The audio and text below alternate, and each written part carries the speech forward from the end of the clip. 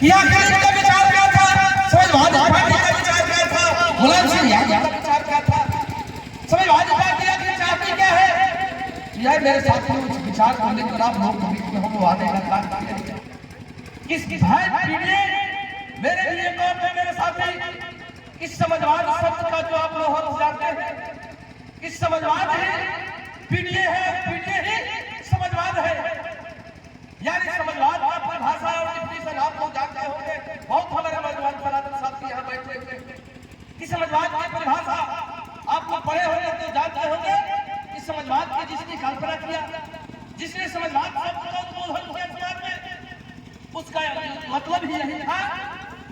इस समाजवाद का मतलब होता है मेरे साथी, इस समाज के अंतिम व्यक्ति को अगले व्यक्ति में खड़ा कर देना है समाजवाद। और पीढ़ी का मतलब ही है कि समाज के अंतिम व्यक्ति की आवाज को उठाना ही पीढ़ी का मकसद है। पीढ़ी का मकसद ही अंतिम व्यक्ति की आवाज को उठाना है। समाजवाद का मतलब ही अंतिम व्यक्ति को अगले व्यक्ति में खड़ा कर देना है, ओरिजिनल समाजवाद है। यानी समाजवाद ही पीढ़ी है, पीढ़ी एक समाजवाद है। उस आवाज को लेकर आप लोगों के बीच में हम लोग आने का काम करते हैं। मेरे साथ आपको हम बताने के लिए आए हैं, इस देश में जो किसान विरोधी, दलित विरोधी, पिछड़ा विरोधी, नौजवान विरोधी, छात्र विरोधी सरकार की चल रही है, आप लोगों के बीच में 2014 में आकर अपने लंबी भाषण देकर, अपने झूठे प्रेम और आवाज देकर, लुभावनी बातें कहकर आप लोगों को रिझाने का काम किया। उस झांसे में हमारे बहुत सारे किसान भाई भी फंस गए, उस झांसे में हमारे मजदूर भाई भी फंस गए, उस भाषा में हमारे दलित भाई भी फंस गए, उस झांसे में हमारे नौजवान भाई भी फंस गए, उस झांसे में हमारे अल्पसंख्यक भाई भी फंस गए, उस झांसे में हमारे छात्र भाई भी फंस गए, उस झांसे में हमारे महिलाएं भी फंस गई। उस झांसे में फंसने के बाद उन्होंने जो आपके बीच में झूठ बोलने का काम किया था, वो झूठ बोलकर आपको हमको इतना मजबूती से फंसाया मेरे साथी कि अपने हमको फंसाकर और आपका वोट लेकर और उत्तर प्रदेश नहीं बल्कि पूरे देश पर राज करने का काम करता है। वो अपने ताकत बनाकर फिर हमारी ताकत को छीन करना चाहता है, फिर हमारी ताकत को कमजोर करना चाहता है, फिर हमारी ताकत को फाड़ कर फेंकना चाहता है। वो हमारी ताकत मेरे साथी क्या है, जो हमारे सामने ये प्रतिभा दिखाई दे रही है, ये प्रतिभा आप लोग भली भांति जानते हैं कि किसकी प्रतिभा, आप लोगों से छिपा नहीं होगा कि किसकी प्रतिभा है और इनकी प्रतिभा लगाने का हमारा औचित्य क्या है। आखिर इनकी ही प्रतिभा लगाकर अपनी बात हम कहने के लिए क्यों मजबूर है।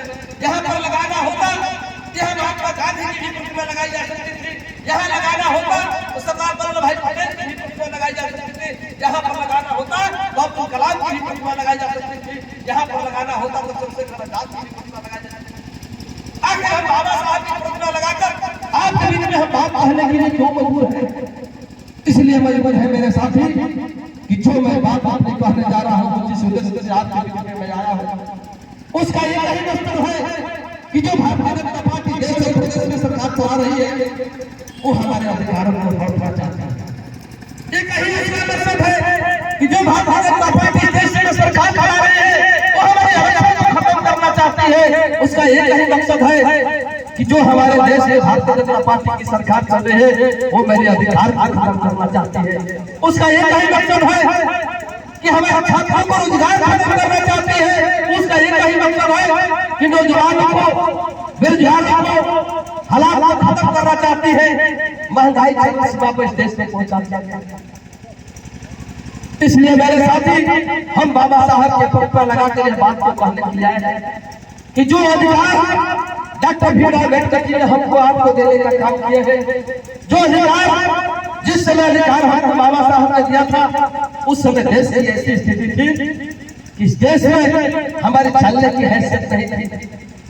उस समय उस देश में हमारे बोलने की हैसियत नहीं थी, उस समय देश में हमारे बच्चों का पढ़ने का हैसियत नहीं था, उस समय देश में अच्छा कपड़े पहनने की हैसियत नहीं थी, उस समय आपको देश में नौकरी की हैसियत देने की नहीं थी। उस समय सिर्फ इस समाज के पीड़ित लोग, दुखी लोग, अपमानित लोग सिर्फ सुनने का काम करते थे।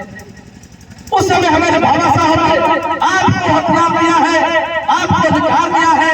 यह मेरे साथी आप लोग इतने आप तो इतने बलवान बन जाइए, उतना ताकत भी आपको दे रहा हूँ कि आप लोगों को समाज के तहत से अपमानित होने की जरूरत नहीं है।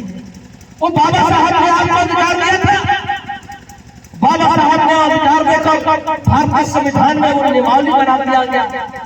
वो नियमावली बनाकर आपको अधिकार दिया कि मेरे साथी आपको अधिकार के साथ कोई छेड़खानी करेगा, आप अधिकार के साथ कोई हरकत करेगा, आप आपको समाज में अपमानित करने का काम करेगा, तो क्या आप बर्दाश्त कर पाएंगे? जिस